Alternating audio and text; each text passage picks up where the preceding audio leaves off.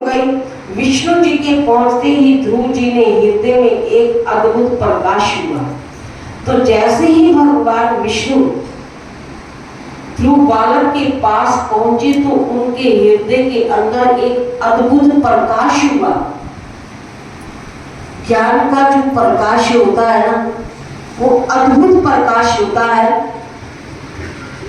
कि वहां ना हमारी मन वाणी ना बुद्धि कि वहां पहुंच नहीं है, कि वहां तो केवल तुष्टि रहना पड़ता है, चुप रहना पड़ता है, केवल अपनी वृत्ति को अग्रसर करना होता है।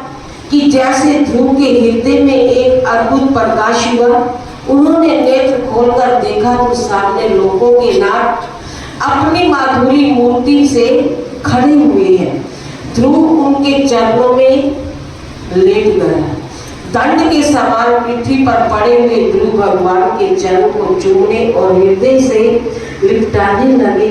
बाल्यावस्था से विवश उनमें वाणी शक्ति तो ऐसी नहीं थी कि वे भगवान की प्रार्थना करते, किंतु उनकी प्रबल भक्ति को समझकर भगवान ने अपना वेद स्वरूप शंख उनके कपोलों से लगा दिया, जिससे उनमें भगवान की स्तुति करने का भी बल आ गया और वे स्थिरता पूर्वक भगवान की इस प्रकार स्तुति करने लगे। क्योंकि अभी बालक ध्रुव की उम्र छोटी थी तो वो बोल नहीं पा रहे थे, तो भगवान ने प्रार्थना की कि भगवान के चरण चूमने और हृदय से लपटाने लगे।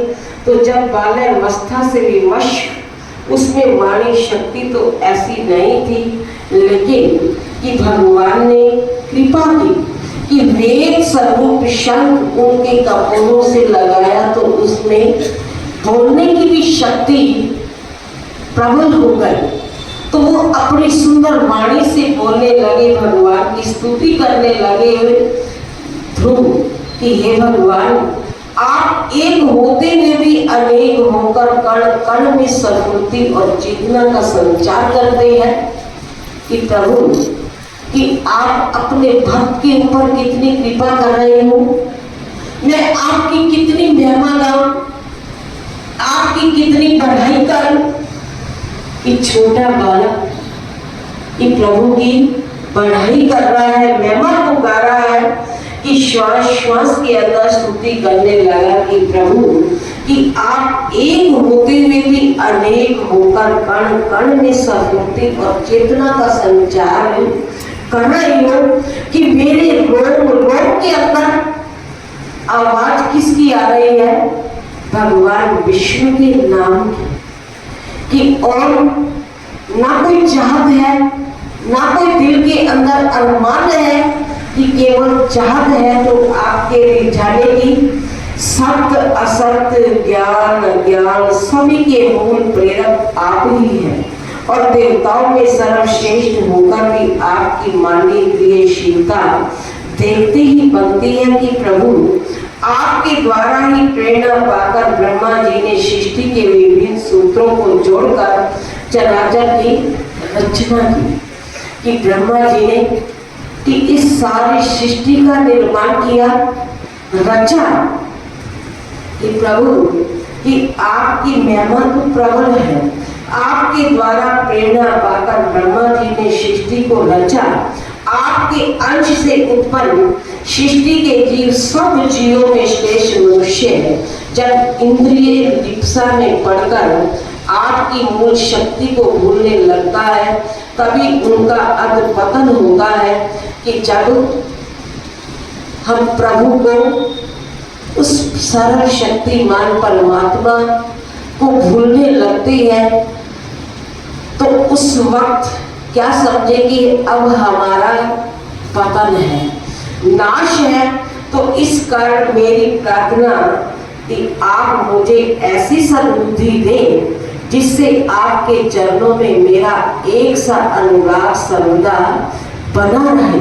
कि प्रभु मेरी आपके चरणों में एक ही प्रार्थना है कि हमेशा कि मुझे सद्बुद्धि प्रदान करें, कि जैसे मेरी बुद्धि के अंदर ज्ञान का प्रकाश होगा, सद्बुद्धि मुझे प्रदान करोगे, तो मेरा एक सा अनुराग आपसे सर्वदा बना रहे कि हे प्रभु, मुझे आप ही की शरण है, इसलिए आपकी शरण आया हूँ। तो श्री मैत्री जी कहते हैं कि जब इस प्रकार बालक ध्रुव ने अपनी समस्त पवित्र भावनाएं शुद्ध मन से उन करुणा कंद मुकंद माधव के चरणों में अर्पित कर दी, तो श्री हरि के प्रसाद से उनको यानी ध्रुव को रोमांच हो आया और भगवान विष्णु में भी आनंदित होकर ध्रुव बोले कि हे राजपुत्र, मैं तेरी भक्ति से प्रसन्न हूँ। जिस पद के लिए योगी जन जन्म जन्मांतर तप करते हैं, तो वह पद मैं तुझे प्रदान करता हूँ। कि ध्रुव की भक्ति को देखकर भगवान इतने प्रसन्न हुए, तो भगवान विष्णु अपने मुख से ध्रुव से क्या बोले कि हे राजपुत्र, मैं तेरी भक्ति से बड़ा प्रसन्न हूँ। जिस पद के लिए योगी जन जन्म जन्मांतर कि उन्हें इतना प्रयास करना पड़ता है, कि इतना तप ध्यान यज्ञ सिमरन साधना करनी पड़ती है, वह पद मैं तुझे प्रदान करता हूँ। तू उस पवित्र लोक का अधिवासी होगा जिसके चारों ओर सपथ गण चक्कर लगाया करते हैं। त्रिलोकी का नाश होने पर भी उस स्थान का नाश नहीं होता, अतः मैं अंत में तुम उसी लोक में वास करोगे। साथ ही अभी जो तुम्हारा पिता राज कर रहा है, उसके पश्चात 33,000 वर्ष तक तुम इसी प्रकार इंद्रिय चित्त होकर